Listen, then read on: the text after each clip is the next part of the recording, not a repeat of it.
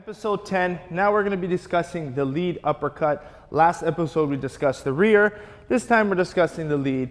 The lead uppercut, similar to the rear, has to do with your legs, and all punching comes from the legs. And as you watched from episode 1 all the way now to episode 10, I'm a big believer, and I constantly talk about the use of the rear calf and weight transfer in your stance. And that's what makes the lead uppercut very effective. So I'm going to do it more from a stationary position first. And the key to that lead uppercut is that getting my right shoulder or that rear shoulder forward in order to load up the lead uppercut. So what you're going to see in my stance is I'm going to load up by doing that little back foot turn. And that's going to bring my hip and my shoulder forward. This way, if you look here, it takes me slightly off center line, and this will bring my uppercut right in a good position to land that nice, beautiful lead uppercut. So stationary first, throwing it. There's going to be that slight shoulder to come in front to load up that punch. Also, that puts weight on the front foot. So again, looking at my back foot, loads it up, hits. Keeping my elbow nice and tight in position. Now I'm going to mix it in with a step.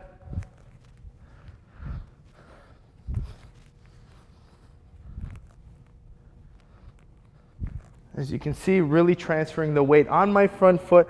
This way I can land the lead uppercut. There's a good angle I want you to watch and how to get that last little dig into that lead uppercut. It's not, you can come in this position, but that's not enough. You need that movement of the hip coming forward and up. That's going to allow me to get more drive and more power in my uppercut. So if I'm turning and loading up and then just throwing from here, I'm missing out on using that lead hip. So when I turn over this shoulder, or if I want to call it a right hand feint from here, and then I want to boom, drive up that uppercut and really grind and get power into it. A lot of people, which I kind of like to do sometimes, depending, I might even get up on my heel on that front foot. So if I'm here leading in, I'm really pushing up and getting my hip up, and that's going to help me drive that weight and the power forward. Bang. So weight transfer and then pushing that hip up and getting on the ball of that foot and getting that heel up will really help you grind in that uppercut.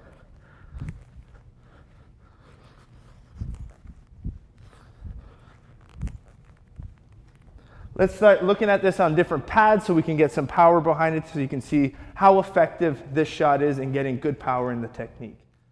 All right, again, Matt back here using our punch shield. Single power, the best technique and the best shield and weapon and tool to use. Been loving this. So here's Matt using his lead uppercut. We're going to go on different angles to show you the power. So Matt's really transferring weight on the front foot and then pushing his hip, and he's just slightly getting off the heel. Boom, really grinding that uppercut. Different angles so you can see. Remember, Matt is a southpaw, so he's using his right uppercut. Loading up and throwing power. Okay, back on this position. One of my favorite ways to follow to make this a little bit more intermediate is we're going to throw hooks to set it up. So Matt's going to start off with a lead hook. Boom, shift his weight, land in that uppercut.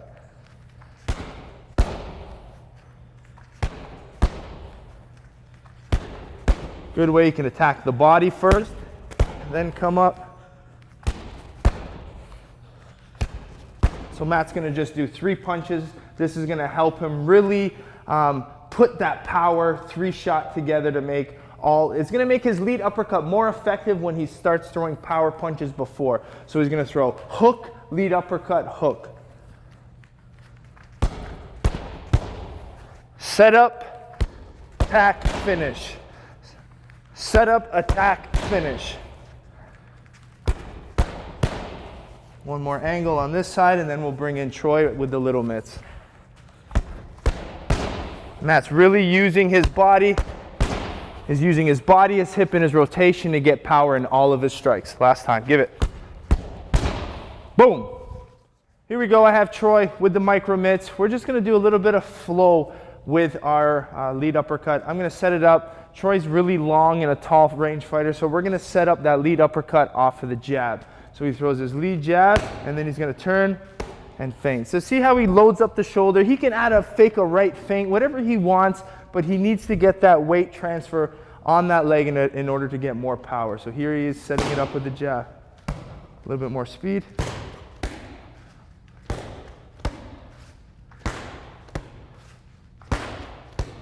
Changing angles so you can see different positioning. Remember, make sure you really watch. We're going to move back, so make sure you get good foot position so you can see how he really uses his body to set it up. He uses the jab to close distance and then mixes in the uppercut. Sets it up with a hook. Yeah, and we can mix it up in any other straight punch. We're just going to flow a little bit. 1, 2, uppercut.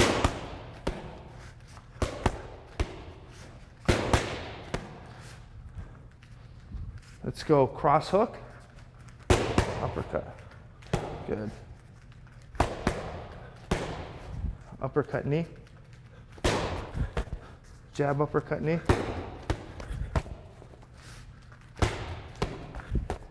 Just uppercut. Move your head when you're ready, whip. Oh, good.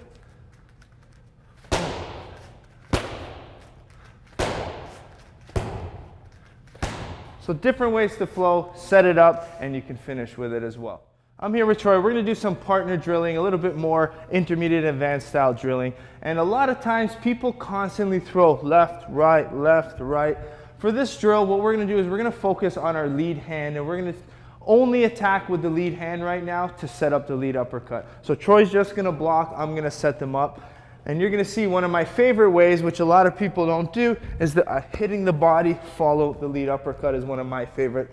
So we're going to go, Troy's going to stay nice and tight, and we're just going to set them up.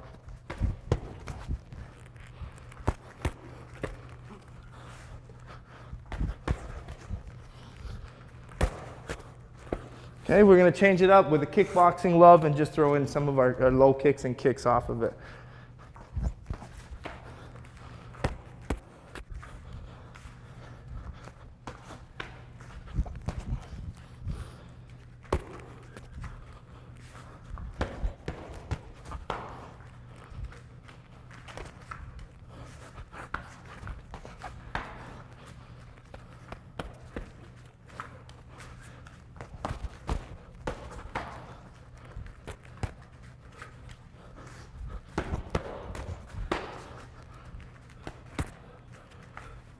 To make this a little bit more less advanced, you could always hold hand combinations with your hands back and forth. So let's do hook uppercut. I can come back.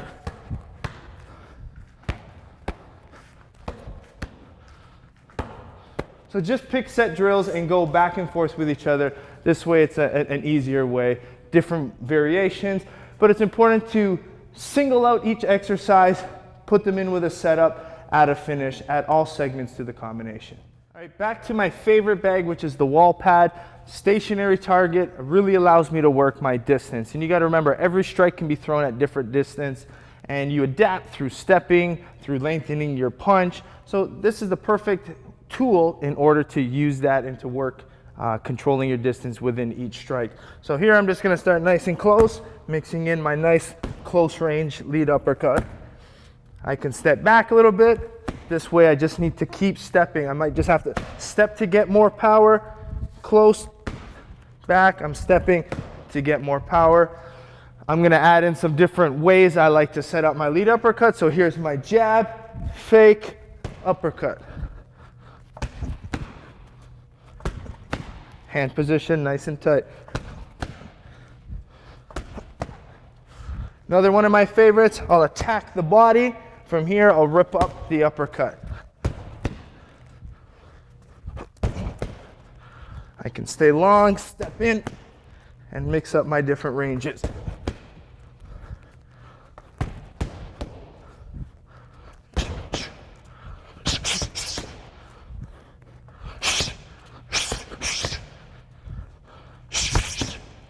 Another one, set it up with your rear hand. One of the beautiful ones, people who always throw overhands, this is the perfect shot to come underneath. Now, get the defense up, punch high, mix in the lead. So quick recap, I'm using my lead hand to set up the lead uppercut, or I'm using my rear hand to set it up. Either way, you can set both up.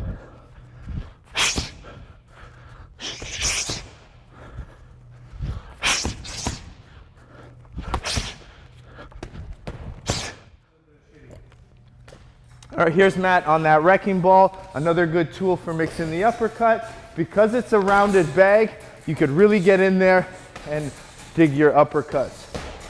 Here's Matt playing around using his straight punches to set it up. Remember, you can set up the lead uppercut with a jab. So he's going to use his jab, mix in the lead uppercut. He can mix it in hook lead uppercut. And he can mix it up with his rear hand. So he's going to go rear hand, lead uppercut.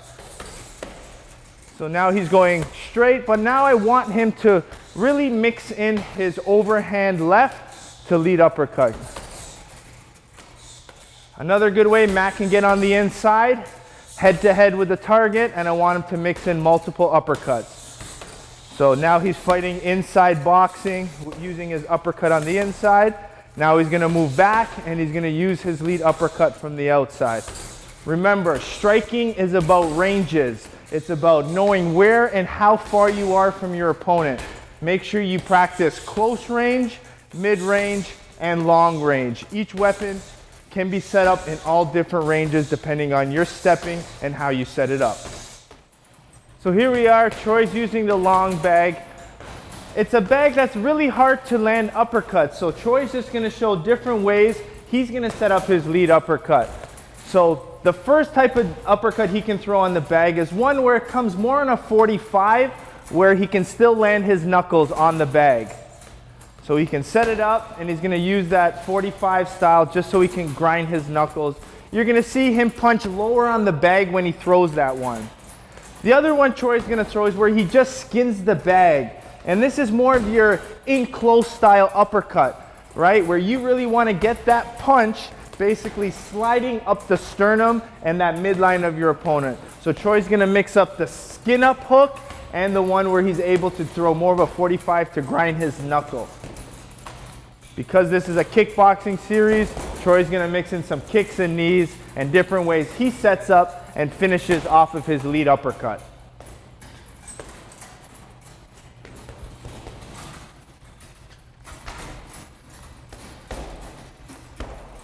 Okay, discussing some common mistakes when throwing the lead uppercut. The first thing you want to look at is that foot position, and it's not using your legs. And now we're going to discuss some common mistakes when throwing the lead uppercut. The first thing is not using your legs, and you're going to see people just keeping your shoulders really square. So as I mentioned in the explanation of the technique, it's really important to get that little bit of a load up.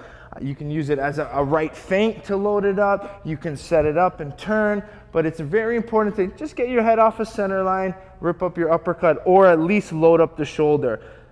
Off center line, attack, or just rotate here in order to generate good power in your hip and your feet. So remember, that hip needs to come over and up. So this way, when I'm in here, I can get full power from my hip and drive from my legs. Second mistake is the hand positioning. When throwing it, I don't want to see this hand really drop because of counterpunching, so make sure this hand stays up. And when you hit this lead uppercut, make sure it comes back into your position. That's the second mistake. The third one is when you load it up, you don't need to throw it from so low. You want to minimize that space from here to here. So I'm going to come tight, keep it tight, and return. Okay? I keep it tight and return. If someone's exiting, you can lengthen it up, but that's more of your up jab that we're going to discuss later on in the series. Last tip I really want you to focus on is elbow positioning. So when I'm here loading it up and I'm coming in, I want to make sure my elbows are nice and straight. I don't want to see these uppercuts coming on angles. Remember, it's an uppercut. If my guard is here, you have a small window to land in between, so make sure your elbow is nice and close to your body and the punch is coming straight up. You can talk about just rotating your hand a little bit. I call it corkscrewing the punch. So When I'm in here, I might corkscrew my punch a little bit. That little bit of corkscrew will actually help me keep my elbow position in nice and tight rather than punching more vertical. I'll corkscrew slightly this way. It's easier to slip up and land that jab through the defense. There you have it, episode 10, the lead uppercut. Very effective weapon, one that I really like to use, especially in my recent training.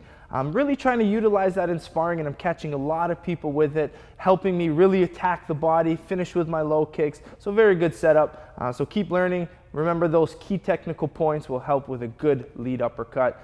Next episode, we're going to talk about the knees. This is where it gets exciting for me because I'm known for a lot of my kicking, a lot of my knees. So it's very exciting for me to be able to share that side of this and start getting to more of the advanced techniques using our knees, kicks, and putting our combinations together. So keep following the technical series, keep liking, keep commenting, and keep learning bazooka style kickboxing.